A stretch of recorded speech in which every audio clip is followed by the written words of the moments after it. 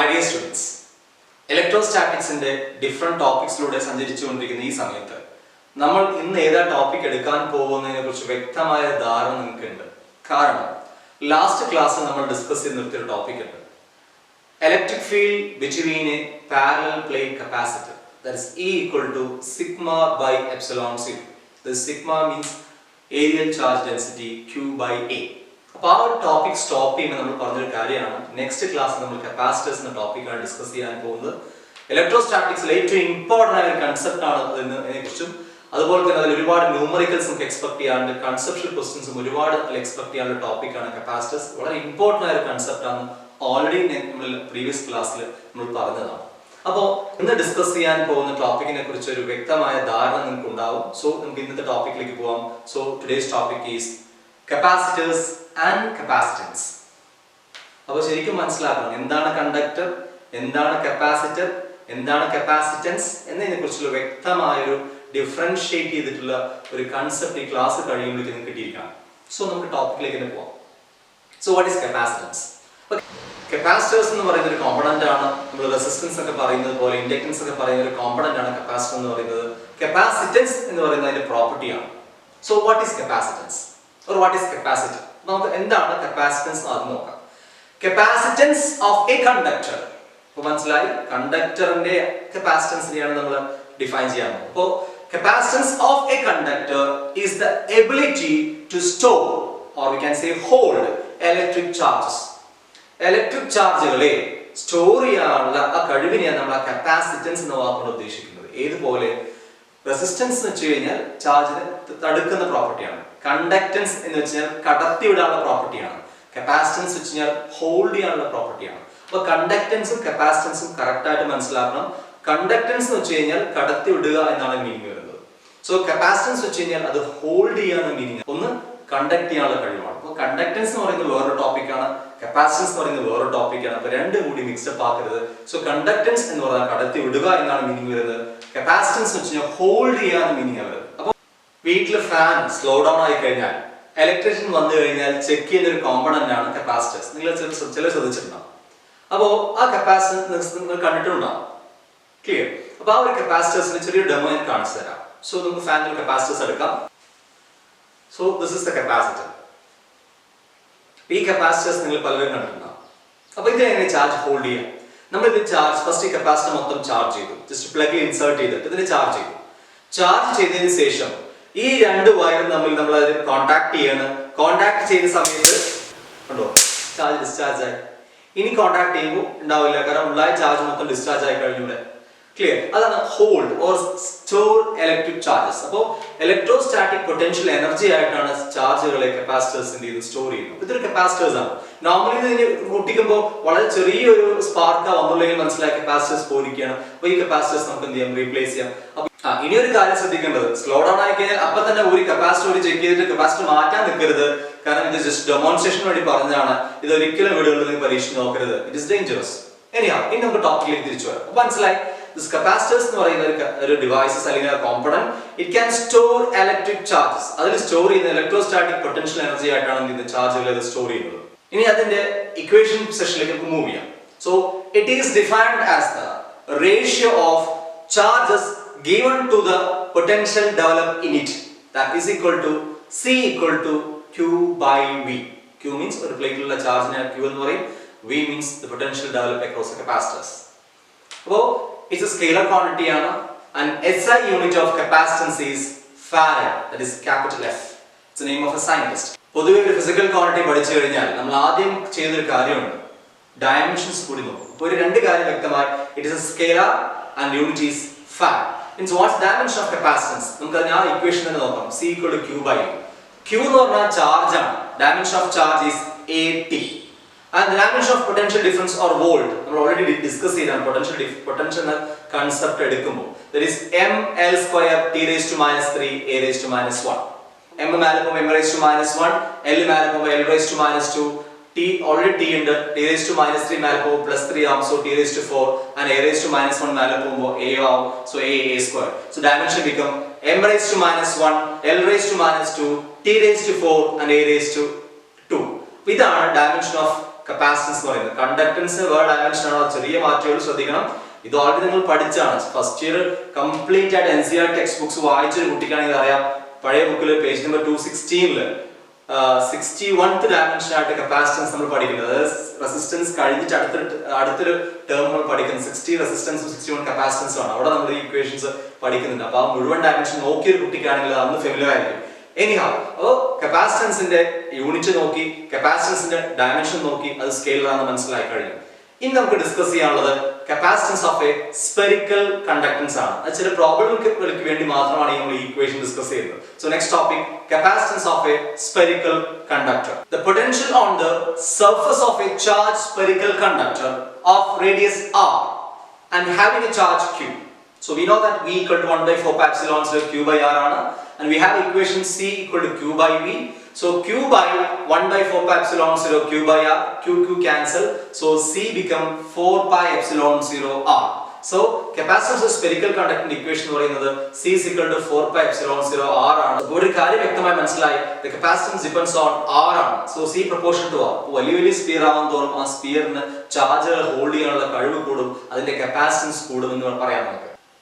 ഇനി ഈ കൺസെപ്റ്റ് നമുക്ക് വേറൊരു ആംഗിളിലൂടെ നമുക്ക് നോക്കാം. So capacitor is an arrangement used to increase the capacitance of a conductor.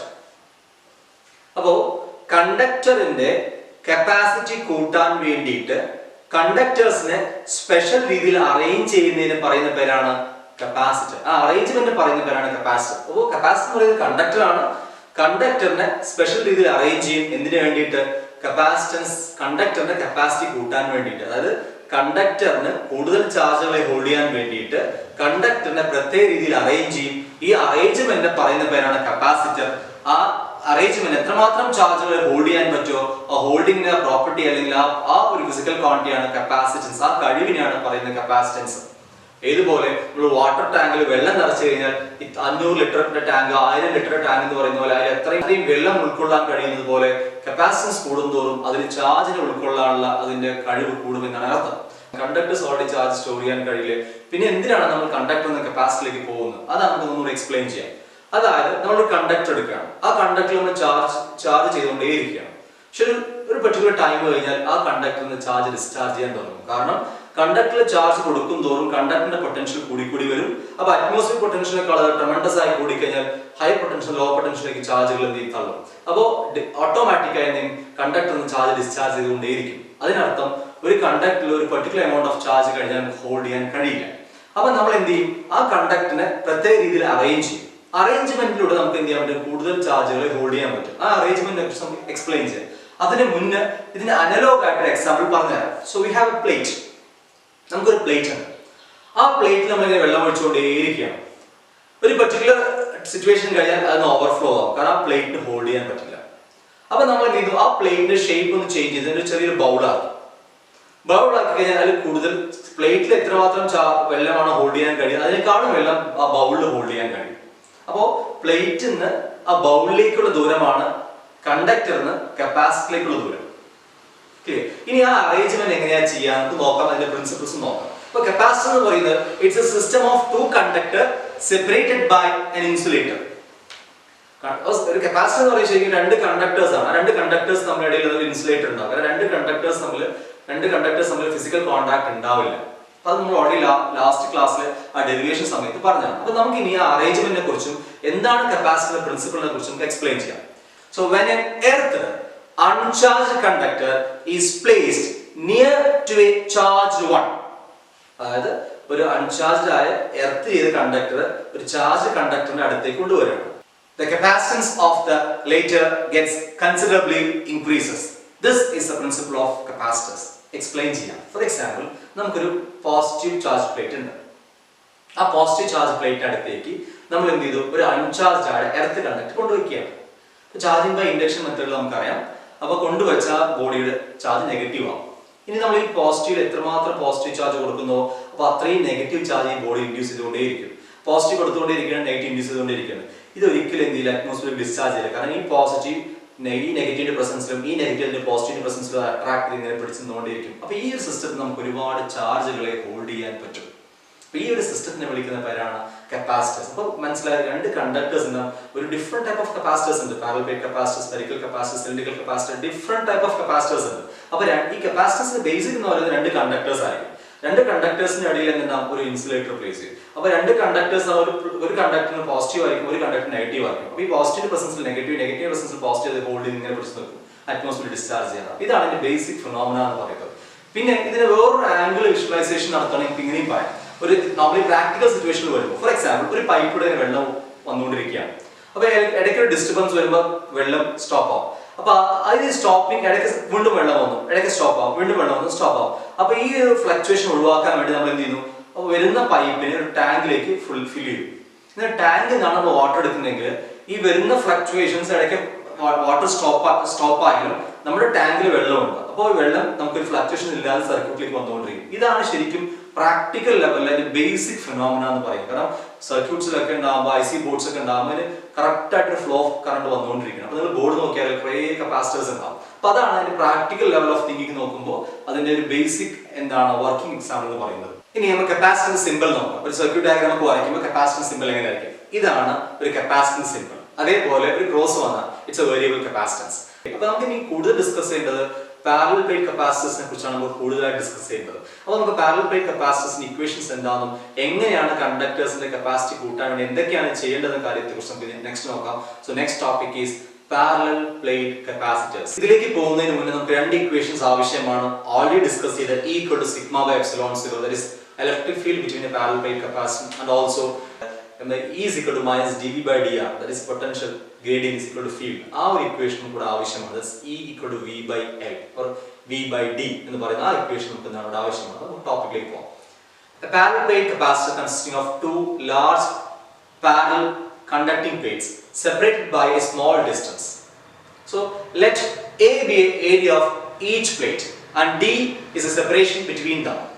The two plates have charges plus Q and minus Q. So uniform electric field നമുക്കറിയാം.